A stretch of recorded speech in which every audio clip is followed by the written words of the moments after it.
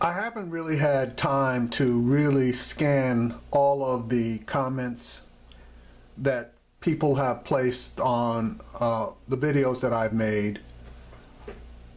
And that's just a question of time management.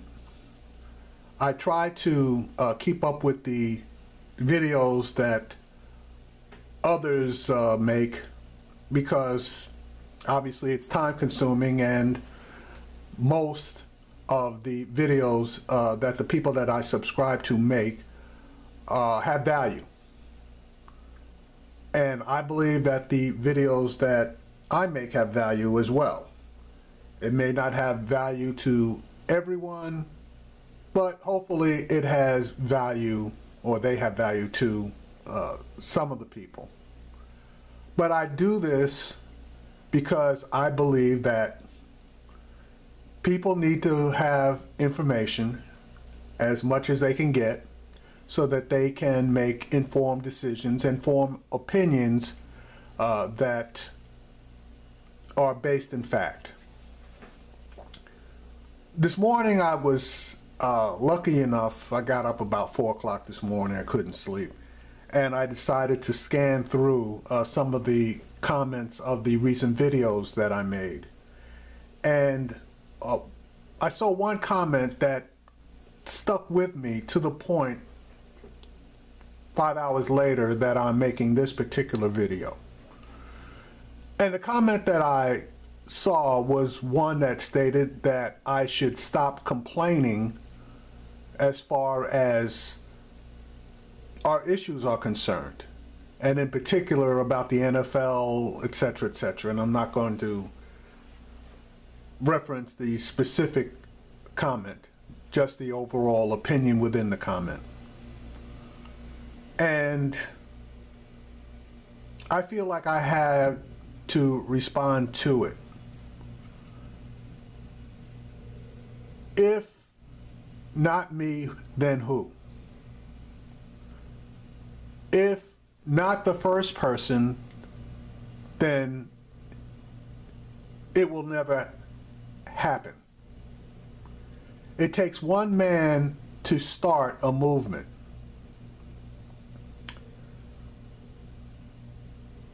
I have been on this Colin Kaepernick situation for a while now.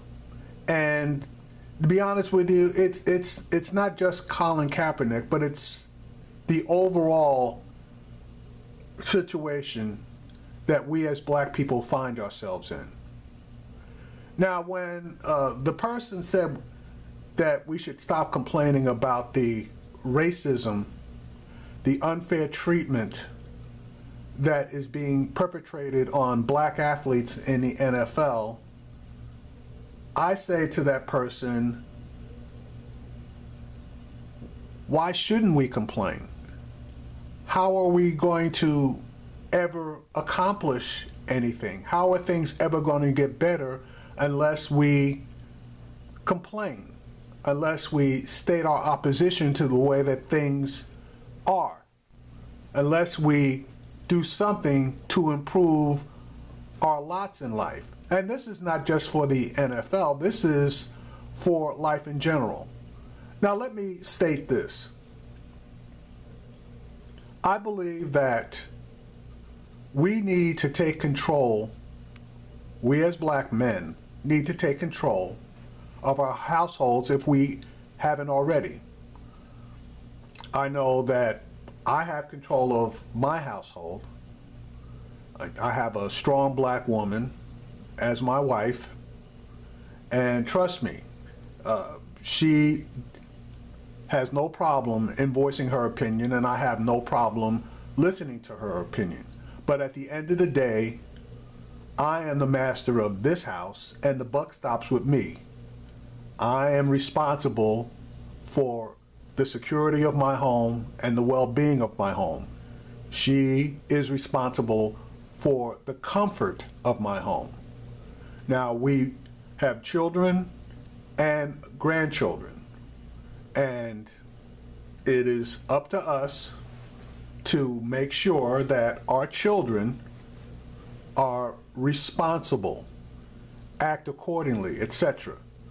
Now, we have not been 100% successful. I'm not going to try to blow smoke up anybody's ass by stating that we have a perfect track record, but for the most part, we have been very successful.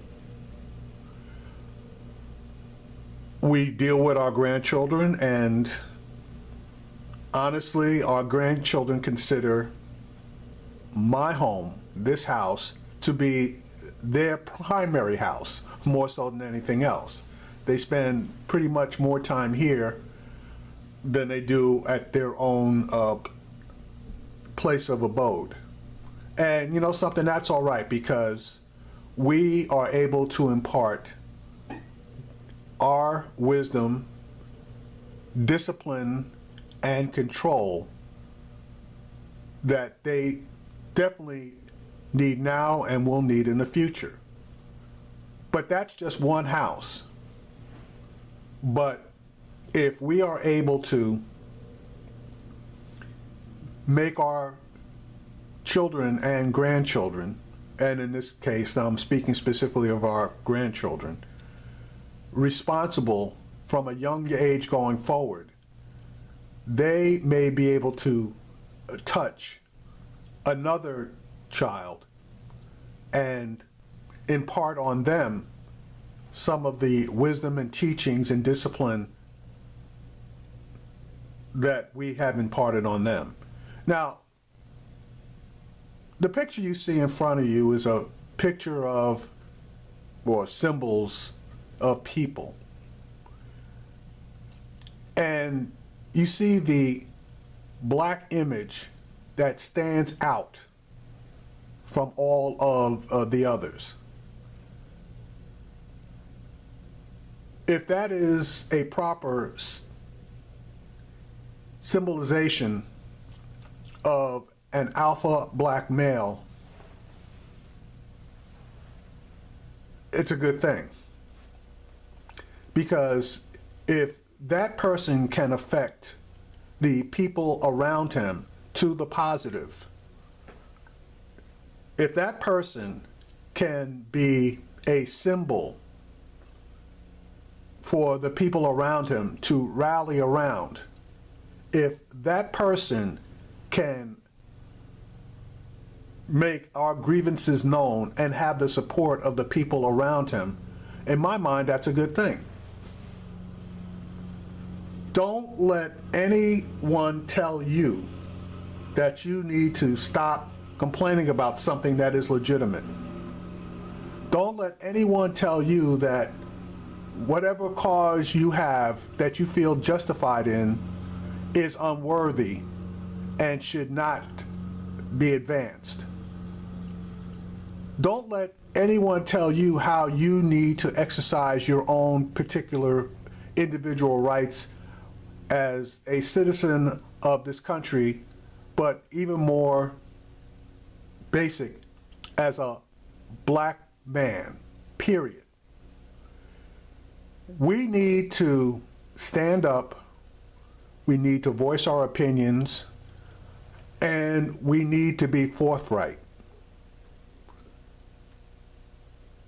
When black people in the South, and I use the South, were being discriminated against, should they have just meekly dropped their heads and gone on about their business being downtrodden, or should they have stood up like they did,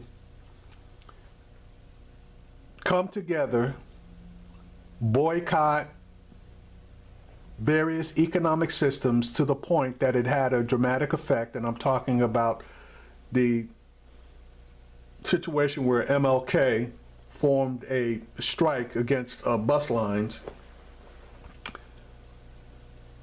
and was able to accomplish improvements in the treatment of our black citizens, black people. Well, that's just one example. I've seen it across the board through my various years where black people have been treated unfairly. And I'm not going to say that in every instance I stood up, but I stood up enough that I gained the respect of the black people on or in my various places of employment, and I got the respect of the white supervisory or management team as well. Yeah, I was known as a pain in the ass, and I got cursed out more times than I want to count when I was bringing various subject matters to their attention. But at the end of the day, I was taken seriously, and I was able to accomplish some things. Not everything that I wanted to, but I accomplished a lot for the black people on my job. I used Colin Kaepernick as an example. This is a man who had a lot, making millions of dollars, but decided to stand up for something larger than himself and his own personal situation. How any black person can find fault with what he was standing up for and how he went about standing up for what he believed in is beyond me.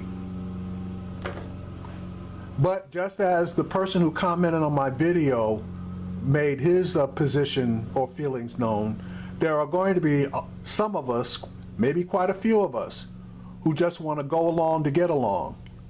But as far as I'm concerned, that is not the road that we need to travel. Going along to get along is basically surrendering to a position, to a people, to a society. And black men, black women, black people, we have been in a surrendering position for way too long. It's time for us to forget about the word surrender and to go on the offense. And I'm not talking about burning and killing and doing anything that causes physical harm to any other being. But I'm talking about making our voices heard, demanding our due. That public swearing-in ceremony of Betty Shelby pissed me the hell off, and I did a video about it. It's things like that that we need to stand up and voice our opinions about, and we need to be vociferous as far as doing so. We need not to rest until action is taken that we feel is justified as far as our position as citizens of communities, as citizens of counties, of citizens of states, as citizens of this country. When we are done wrong, we do not need to go meekly into the night, but we need to stand out and shout to the mountaintops and complain like hell until something positive is done. Now again, it starts in your household. You need to do the right thing as far as your household is concerned. You need to do the right thing as far as your neighborhood is concerned. We need to do the right thing as far as our city, state, and country is concerned. But it starts with one and goes on from there. Because without one, there is none.